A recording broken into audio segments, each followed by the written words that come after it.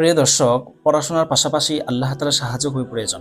বারবার যদি আপনি পরীক্ষায় খারাপ রেজাল্ট করে থাকেন, তাহলে কোরআনের আয়াতের এমন একটি আমল বলবো, যে আমলটি পরীক্ষার পর থেকে নিয়ে রেজাল্ট আসার আগ পর্যন্ত এই আয়াতটি মাত্র ৭ বার পাঠ করবেন। ইনশাআল্লাহ আপনার ভালো রেজাল্ট আসবে, সন্তোষজনক রেজাল্ট আসবে।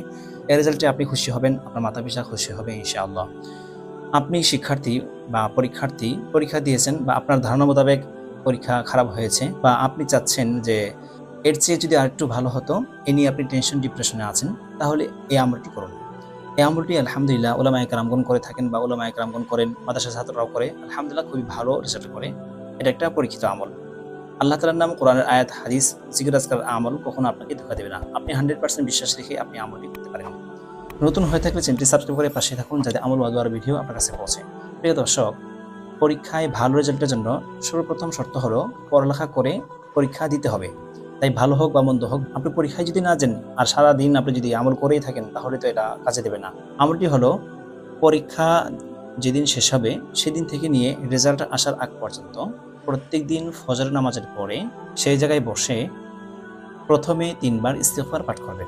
যেমন আস্তাগফিরুল্লাহ, আস্তাগফিরুল্লাহ, আস্তাগফিরুল্লাহ। তারপরে ৩ বার দুরূদে ইব্রাহিম পাঠ করবেন, যেই দুরূদ শরীফটা আমরা নামাজে পড়ি।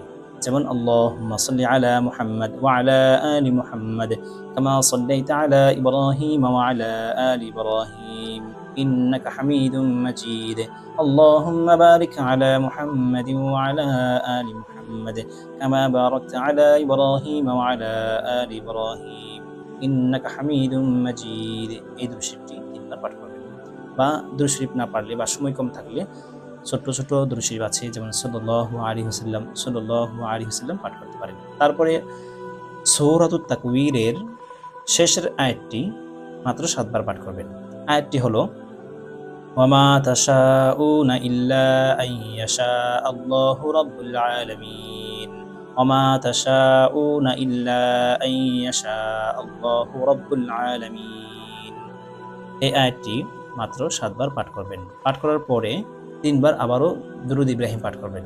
না পারলে ছোট ছোট দুরূদ শরীফ পাঠ করবেন। তারপরে আবার ৩ বার ইস্তিগফার পাঠ করবেন। পাঠ করার পরে আল্লাহ তাআলার কাছে বিনয় বিনয় করে দোয়া করবেন যে, আল্লাহ, চেষ্টা করা, মেহনত করা এবং পরীক্ষা দেওয়া আমাদের দায়িত্ব, আমি দায়িত্ব পালন করেছি। ফলাফল দেওয়া মাওলা তোমার দায়িত্ব। কোরআনের আয়াতের উসিলায় তুমি আমাকে খুশি রাখো, ভালো রেজাল্ট দাও, আমার মাতা-পিতাকে খুশি রাখো। এভাবে দলিল দিয়ে দিয়ে দোয়া করবেন। ইনশাআল্লাহ আপনার ভালো রেজাল্ট আসবে। যারা যারা এই আমলটি করতে চাচ্ছেন কমেন্টে লিখে যাবেন, আমি তাদের জন্য অবশ্যই দোয়া করে দেব। যদি ভিডিওটি ভালো লাগে তাহলে কমেন্ট, শেয়ার, লাইক, সাবস্ক্রাইব করে পাশেই থাকুন। কারণ আপনার একটা শেয়ার অন্য ভাইদের মুসিবত দূর হওয়ার কারণ হতে পারে, আপনার জন্য সদকায়ে জারিয়া হবে।